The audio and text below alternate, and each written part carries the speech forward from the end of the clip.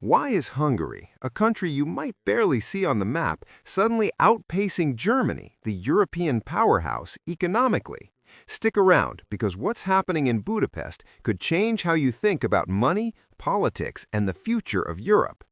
First, let's get some perspective. Germany is Europe's economic juggernaut, GDP of about $4 trillion, home to BMW, Siemens, and Volkswagen. Hungary, on the other hand, clocks in at just $245 billion, roughly the size of the state of California's economy. So how could a tiny nation with less than 10 million people win while Germany struggles?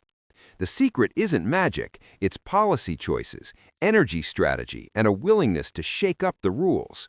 Hungary, under Prime Minister Viktor Orbán, has been taking bold steps that Germany, mired in bureaucracy, hasn't dared touch.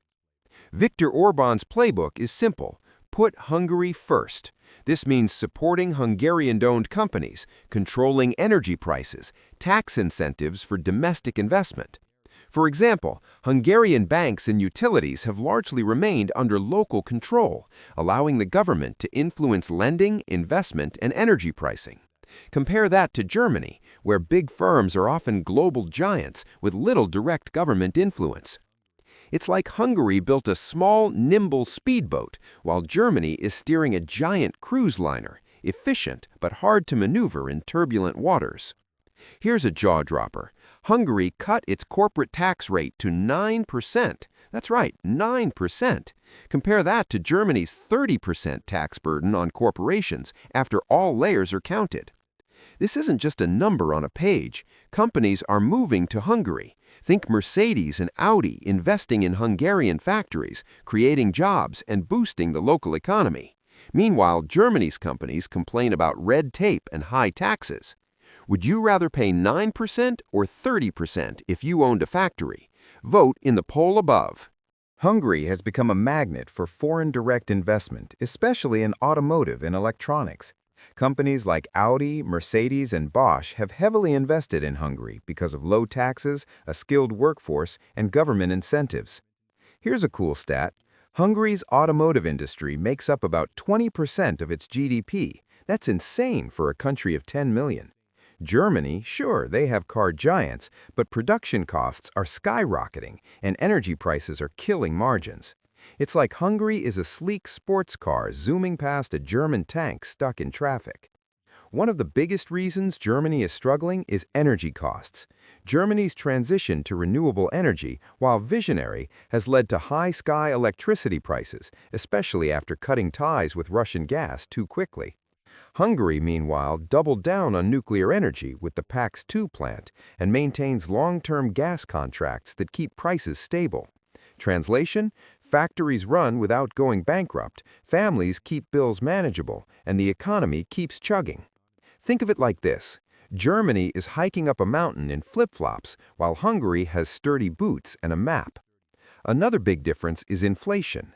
In 2023, Germany's inflation spiked to 7 to 8%, especially for energy and food.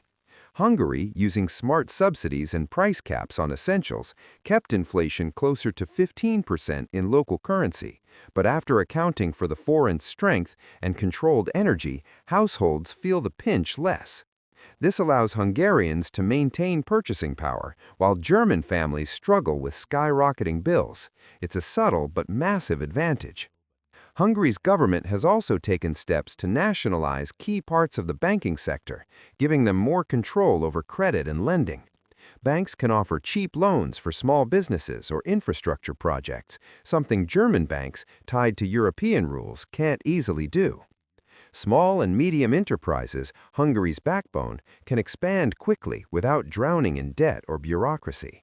It's like Hungary has a private hose watering the economy, while Germany relies on a huge, leaky irrigation system.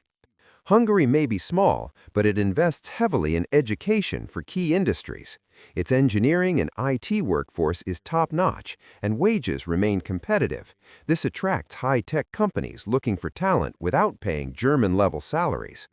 Germany has plenty of talent, but high wages, strong labor unions, and complex regulations make hiring and scaling expensive. So Hungary can deliver the same or better output at lower costs, a winning combo for investors. One thing often overlooked is decision speed. Orban's government can enact policies almost instantly. Need a new tax incentive? Done. Want to cap energy prices? Done. Germany, a single policy change can take months or years to navigate through layers of federal and EU bureaucracy. This speed advantage allows Hungary to react to crises, attract investment quickly, and stay nimble in a world where economic winds change fast. Speed wins races, sometimes more than size or resources. So, is Hungary about to overtake Germany? Not exactly. The scale is still vastly different, but Hungary is gaining momentum, growing faster than Germany, and proving that a small country with smart policies can punch above its weight. The takeaway is, economic winners aren't just about resources, they're about strategy, agility, and sometimes breaking the old rules. Hungary is a case study in how policy choices, energy strategy, tax incentives, and workforce planning combine to create a powerhouse from a small base. So here's the question for you. Would you rather have the security and scale of Germany or the nimble high-growth strategy of Hungary? Let me know in the comments. Europe's economic story is shifting, and Hungary is the plot twist nobody expected. Whether you love it or hate it, you have to admire the strategy. If you want more videos breaking down the world's hidden economic powerhouses and why small countries are beating giants, hit that subscribe button, like this video, and turn on notifications. Let's uncover more secrets together.